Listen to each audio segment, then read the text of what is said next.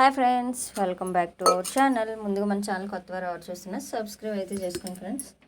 ఏంటి వీడియో అనుకుంటున్నారా? ఏం లేదండి, కార్తీక మాసం కదా. కార్తీక మాసంలో స్టార్టింగ్ తెచ్చిన సామాన్లన్నీ అయితే అయిపోయింది. మళ్ళీ తీసుకొని వచ్చాను షాప్కి వెళ్ళి. అయితే ఏమేమి తీసుకొచ్చాను అనేది చూపిద్దామని అయితే వీడియో తీస్తున్నానండి.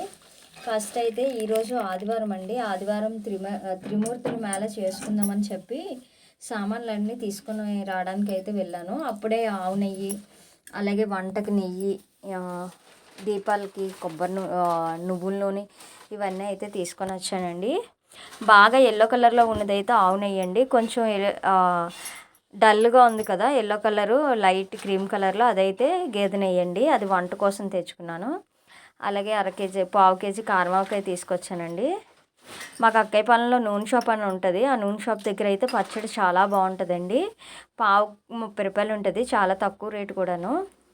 అలాగే నాకు ఈ ఆయిల్ అరకేజీ 80 రూపాయలు పడింది. 2 అరకేజీలు నువ్వుల నూనె, పావు నెయ్యి అయితే తీసుకొచ్చానండి. నెయ్యి వచ్చేసి పావు 80 రూపాయలండి. గేదె నెయ్యి పావు 80 రూపాయలు, ఆవు నెయ్యి 80 రూపాయలే పడింది.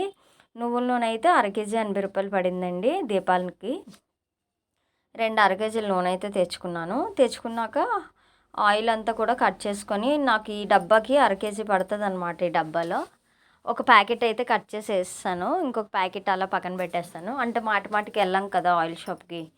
ఇప్పుడు ఇంట్లో పూర్తిగా అయిపోయాకే వెళ్తాం కదా, వెళ్ళినప్పుడే పూర్తిగా తెచ్చుకుంటే ఎక్కువగా ఇంట్లో ఉంటాయి కదా, అందుకని చెప్పి అలా తెస్తాను. అలాగే ఆయిల్ వేసుకున్నాను. నెయ్యి కూడా దీపాలకు పెట్టడానికి తెచ్చిన నెయ్యి కూడా వేస్తానండి. వేసిన తర్వాత ఇలా పెట్టుకున్నాను. వరకున్న నెయ్యి అంతా డ్రాపు పడుతుందని. నచ్చితే లైక్